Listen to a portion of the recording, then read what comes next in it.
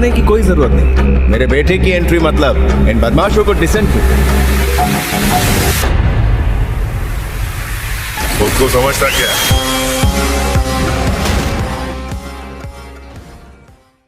पुष्पा को किसने दी टक्कर? पुष्पा का सिक्योरिटी प्लान, पुष्पा और एसपी की चुगलबंदी। हेलो दोस्तों, मैं नितिन आपका स्वागत करता हूं बॉलीग्रैड स्टूडियोज में। ये सारा डिस्कशन शुरू करने से पहले मैं आपको बता दूं कि अगर आप भी सिनेमा की दुनिया से जुड़े रहना चाहते हैं और काम करना चाहते हैं तो डिस्क्रिप्शन बॉक्स में दिए हुए जॉब लिंक पर क्लिक करें और इस अपॉर्चुनिटी का भरपूर फायदा उठाएं।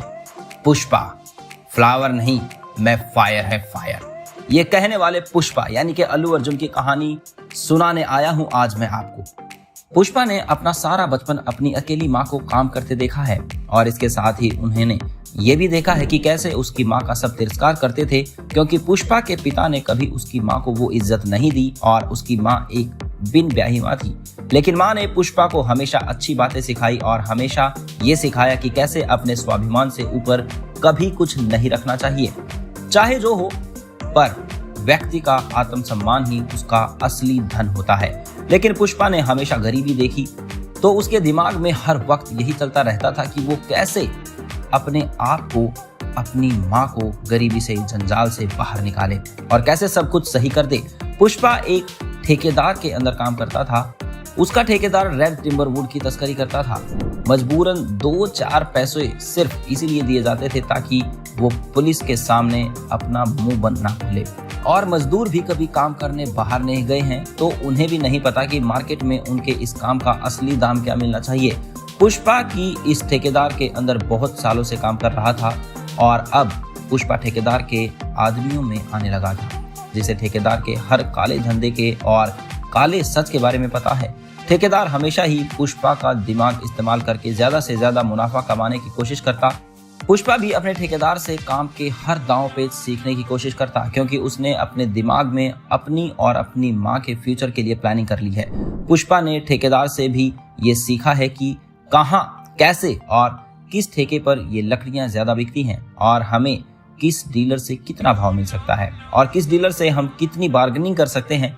इन सब में पुष्पा की मेन जिम्मेदारी होती है ट्रक में लकड़ियां भरकर एक ऐसे रास्ते से मंजिल तक पहुंचाना जहां पुलिस को शक ना हो, क्योंकि अगर पुलिस को शक हो गया तो उसके रेड टिम्बर पुलिस सीज कर देगी और इस रैकेट में जितने लोग हैं सब के सब जब्त हो जाएंगे।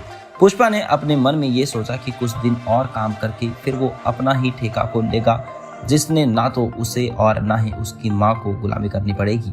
उन दोनों ने जब से जीवन जाना है तब से सिर्फ गुलामी की है, इसीलिए पुष्पा अब अपनी माँ को थोड़ी राहत देना चाहता है। लेकिन इसमें पुष्पा को जान का बहुत रिस्क है, क्योंकि जैसे ही वो अपने ठेकेदार के यहाँ से काम छोड़कर नया काम शुरू करेगा, सब उसे टारगेट करना चालू करेंगे, क्योंकि वो इस धंधे में नया है और सब उसका शिकार करने की कोशिश करते हैं।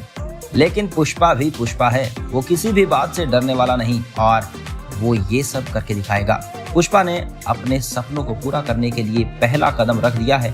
उसने अपने बिजनेस शुरू कर दिया है जिसमें सिर्फ 2 ही आदमी हैं, एक पुष्पा और एक उसका दोस्त। लेकिन क्योंकि पुष्पा को इस बिजनेस की सारी बारीकियां पता है तो वो बहुत जल्द एक सक्सेसफुल बिजनेस खड़ा करने में कामयाब हो गया है और उसने एक दिमाग से पॉलिटिक्स कुछ ऐसा जमाया है कि उसके सभी दोस्त हैं, कोई उसे धिक्कार नहीं करना चाहता है। उसने इतना ही नहीं, बड़े बड़े ठेकेदार पुष्पा से बिजनेस डील आइडियाज लेने आते हैं।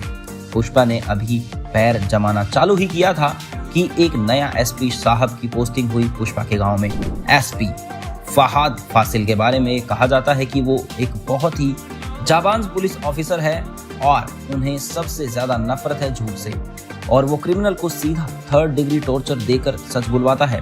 और यहाँ पर उसकी पोस्टिंग स्पेशली इसीलिए की गई है क्योंकि उनके अलावा और किसके ऊपर इतना कॉन्फिडेंस नहीं पुलिस ऑफिसर को कोई तस्करी रोक पाएगा, जैसे कि सबको उम्मीद थी इन पे। आते ही पुष्पा को टिम्बर ऑफिस में एंट्री मारी, लेकिन पुष्पा में भी दिमाग की कोई कमी नहीं है। पॉलिटिक्स वो भी जानता है और उसने एसपी के सामने सब कबूलते हुए कुछ भी नहीं कहा। वो दूसरी तरफ सब पता होते हुए भी एसपी कुछ नहीं कर पा रहा था। पुष्पा को भी ये सब देखकर मजा आ रहा था, लेकिन इस बार एसपी भी पुष्पा की टक्कर का मिला था। एसपी ने भी कसम खाई है कि कभी ना टूटने वाले पुष्पा को जब तक नहीं तोड़ेगा तब तक चैन की सांस नहीं लेगा। और इसीलिए वो हर संभव कोशिश करते रहे किसी ना किसी तरीके से वो पुष्पा को अपने जाल में फंसा लें। और इसी तरह एसपी और पुष्पा के बीच में खरगोश का ये खेल चालू हो गया है। एक दिन लकीली एसपी ने पुष्पा का एक ट्रक रेड टिम्बर से भरा हुआ पकड़ ही लिया और तब उसने पुष्पा को धमकाना चालू किया कि अब देखते हैं कैसे पहाड़ के नीचे आएगा। और पुष्पा इस टाइम पर न जाने किसी मजबूरी में बंधा हुआ था कि वो भी ज्यादा कुछ कह नहीं पा रहा था। पुष्पा ने एसपी को पैसे से मापने की कोशिश करी, लेकिन पुष्पा का ये दाव पुष्पा पर ही उल्टा पड़ गया और एसपी ने पुष्पा के मुंह पर सारे पैसे दे मारे। और इसके साथ ही एसपी ने ये धमकी दी कि अगर पुष्पा ने कभी दोबारा धमकी दी तो वो सीधा पुष्पा को जेल के अंदर डाल देगा। लेकिन उसने इस बार पुष्पा को छोड़ दिया। इतनी बेइज्जती होने के बाद पुष्पा थोड़ा शांत हो गया था, क्योंकि आज तक उसकी इतनी बेइज्जती कभी नहीं हुई थी। और इसके साथ ही पुष्पा ये नहीं समझ पा रहा था कि आखिर ये हुआ क्या उसके साथ। एसपी ने धमकी देने के बाद भी पुष्पा को अंदर क्यों नहीं किया। पुष्पा के मन में ये सब सवाल चल रहे थे कि इसी बीच वो एक और मैटर में फंस गया कि रेड टिम्बर वाला वो ट्रक अभी तक मिला ही नहीं है। एसपी ने न जाने उसको कहां छिपवा दिया है। उधर पुष्पा के आदमी लोग जब पता लगाते हैं तो ये पता चलता है कि वो रेड टिम्बर वाला ट्रक तो ऑलरेडी डीलर के पास पहुंच गया है, लेकिन किसी और नाम से, और उसका सारा पैसा एसपी ने रख लिया है। अपने साथ हुए इस धोखे को और करोड़ों के नुकसान से बौखलाया पुष्पा तोड़ फोड़ करने लगता है, लेकिन वो जल्द ही शांत हो जाता है, क्योंकि उसे पता है, क्योंकि शांत दिमाग से लिए गए फैसले से ही वो अपने आप को इस बर्बादी से बचा सकता है। ये कहानी आपको कैसी लगी हमें कमेंट करके जरूर बताइए और हमारे चैनल को सब्सक्राइब करना बिल्कुल मत भूलिएगा। धन्यवाद।